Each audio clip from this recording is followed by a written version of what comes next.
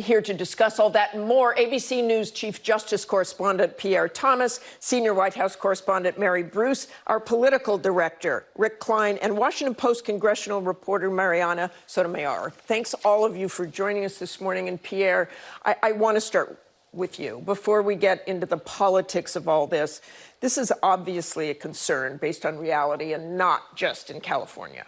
Well, one of the major drivers of how Americans feel about crime relates to gun deaths and shootings. And if you look at what happened in 2019 compared to 2020, gun deaths went up by 30%. Also, over that time frame, mass shootings went up by 60%. So Americans feel a certain way about crime because the crime has been going up in terms of violence. Now, that said, you're not going to see any law enforcement officials or the public crying for defund the police. That's just not going to happen in this current environment. But at the same time, they also know we have issues of bias in policing, and that I've seen too many cases where I have had to cover personally where black men and brown men are being treated unfairly by police. Police are going to have to deal with both of these issues simultaneously. That's just the bottom line. And Mariana, you wrote this week that this concern over crime will really haunt Democrats going into November. Absolutely. Even House Democrats back in 2020, they blamed the losses, those surprise losses, on that progressive chant, defund the police. And Republicans have really capitalized on that and have continued to frame Democrats in that way. So a lot of these, especially more vulnerable Democrats in the House, are spending as much time as possible with law enforcement, making the case, introducing themselves and saying, you know what? I don't actually like defunding the police. Here's what we're trying to do. We're pushing leadership to actually hold votes on such legislation to fund police. And Mary, President Biden said it himself on Tuesday, showing that voters want candidates who are tough on crime. So how does the administration prepare for this going into the fall, walking that kind of fine line? I think it is interesting that the president on Wednesday morning made a point of going out of his way to stop on the tarmac to make this point directly to the cameras. And they know, the White House knows this, the president knows this, Democrats know this, that crime is going to be a big issue going into the midterms and that they have to do a better job of really articulating their stance. The president reminding Americans that he passed billions of dollars for policing in the American Rescue Plan. He says states aren't using that yet. And I think you're going to hear him hammer again and again that he's not for defunding the police, the opposite, that he says fund the police.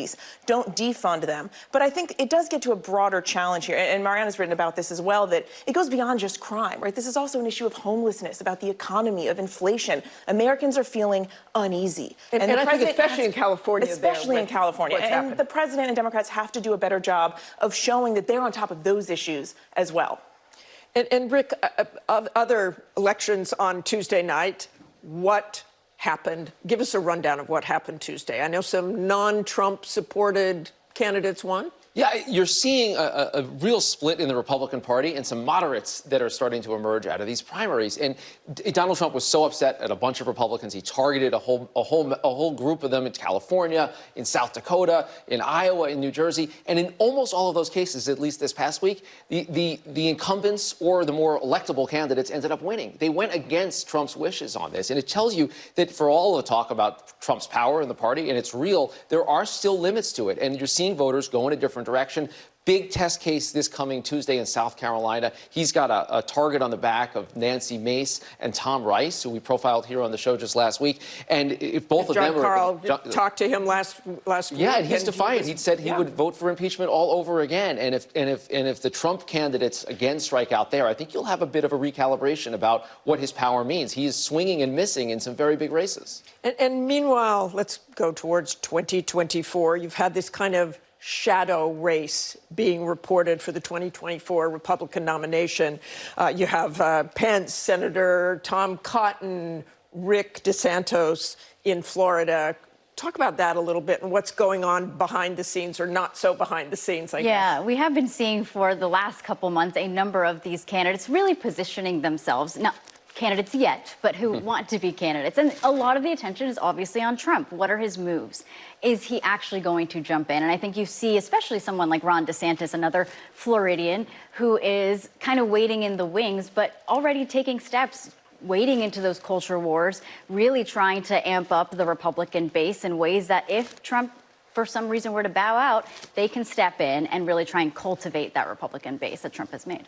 And Mary, we've been talking about crime, and that's certainly an issue. But we have inflation, those gas prices shocking gas prices at $5 a gallon nationwide as an average. So, what do you think will be the big topics? It has to be that. It has to be. I mean, it absolutely has to be, because inflation, the state of the economy, is going to be at the top of voters' minds in November. The White House knows that. They are making a big push on this. And I think you did see a bit of a more aggressive tone from the president this week on this, especially as those brutal gas prices are hitting everyone.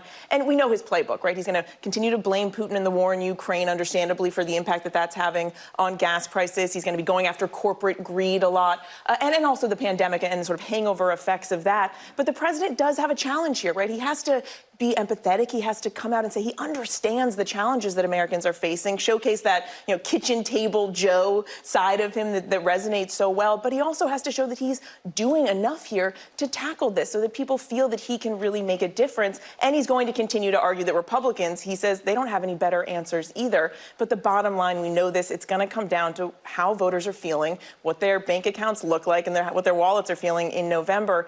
And the president has got to really at least hope that even if prices are high, that if they're coming down a little bit, the White House hopes that if the trend is heading in the right direction, the voters will reward Democrats for it. And we'll see about that, Rick, of course. But meanwhile, the New York Times had a piece this weekend headlined, "Should Biden Run in 2024? Democratic Whispers of No Start to Rise." And going on to say, as the challenges facing the nation mount and fatigued base voters show low enthusiasm, Democrats in union meetings, the back rooms of Capitol Hill, and party gatherings from coast to coast are quietly worrying about Mr. Biden's leadership, his age, and his capability to take the fight to former President Donald J. Trump another time. Yeah, that's not a good headline. It's not a good headline, President. but I'll tell you from the White House perspective, they're not too concerned about the dynamic for two main reasons. One is the whispers haven't become shouts. People aren't saying it very loudly. And one reason is that there isn't an obvious heir apparent for a lot of Democrats. A lot of people feel like Kamala Harris would be a flawed candidate. So there isn't an obvious someone that could step in. And I think the second main thing is that Joe Biden did beat Donald Trump last time. And if Donald Trump remains a major presence, there's a lot of Democrats who feel like, look, there's really only one guy that's ever beat him, and that's Biden. And the White House view, to Mary's point, is they are going to continue to signal that they get it when it comes to inflation and gas prices, and they think the president's standing is closely tied to how people are living their lives. And if they can show progress, show that he met the moment, show that he gets it, show that he is addressing it, they think the numbers can get enough better that maybe the midterms aren't quite as bad as it looks right now, and that will change perspectives around 2024. Mariana. Yeah, no, I completely agree. And that's the thing that Biden, you've seen him change his tone a little bit when talking about inflation. Because at the beginning, a lot of Democrats were saying, hey, look, the economy, it's doing great. It's the best in, record number of years. And people weren't feeling that. People were saying, why are you telling me it's good when all these prices are going up? So you are starting to see Democrats shift the messaging a little bit to talk more about and have that empathy. But whether that is a little too late, we're still a couple months away, but it could be a little too late for a lot of these people who are saying, we need help now. And Pierre, I want to turn to the January 6th investigation, the hearings. What's the Justice Department looking at here? You heard Adam Schiff talk about he thinks it should be investigated. President Trump should be investigated. How hard is the pressure on Merrick Garland, the Attorney General? Well, the Attorney General is going to be watching as much as he can. That's the guidance we have. We know the prosecutors will be watching. And I think we need to think about two things. Number one, the Justice Department feels like it has proven that there were two conspiracies involving the Proud Boys and Oath Keepers, where they planned well in advance to attack the U.S. Capitol. In fact, the Proud Boys had something called the Ministry of Self-Defense. And 2 days before the insurrection, January 4th, they were talking about how they were going to attack the Capitol. Also, they had a written, detailed plan about how they were going to occupy buildings in Washington, D.C. The Oath Keepers had amassed an arsenal.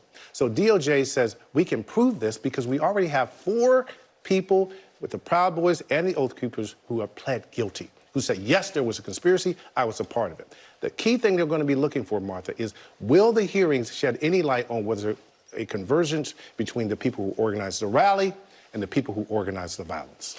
And Mary, we saw several key members of President Trump's inner circle say they did not believe the election was stolen. You had Bill Barr, you had Ivanka Trump saying that. How significant is that?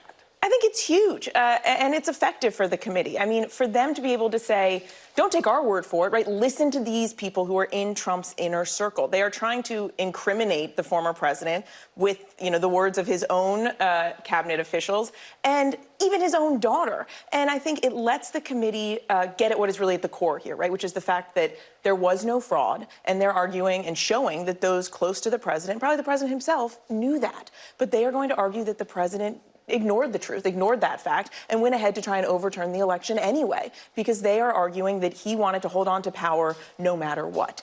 And it's not just about building a case, I think, against the president, right? It's also, as you and John Carl were talking about earlier, about making a case for Republicans still in office or those running for office who continue to stand by or perpetuate the big lie, like Kevin McCarthy, who still won't say that Biden was legitimately elected. But it's hard when you still have Trump out there and, Trump pointing, naming names and throwing his own daughter under the bus. And Trump saying exactly that. Meanwhile, Donald Trump saying the so-called rush on the Capitol was not caused by me. It was caused by a rigged and stolen election. Ivanka Trump was not involved in looking at or studying election results. She had long since checked out and was, in my opinion, only trying to be respectful to Bill Barr and his position as Attorney General. I won't add that last line.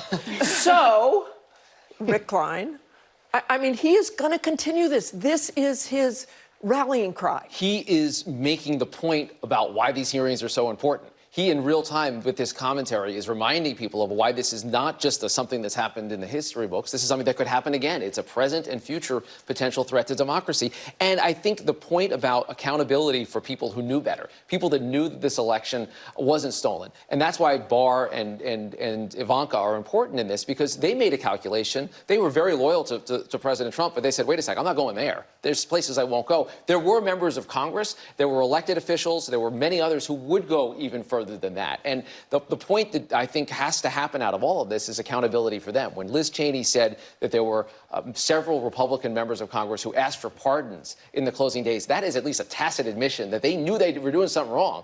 People knew that this election wasn't stolen, that what they were lying about wasn't just political spin. They were lying about who was the rightfully elected president. That has to be an important takeaway. And I think tomorrow's hearing, establishing that Trump and his circle knew, will be critical in putting that together.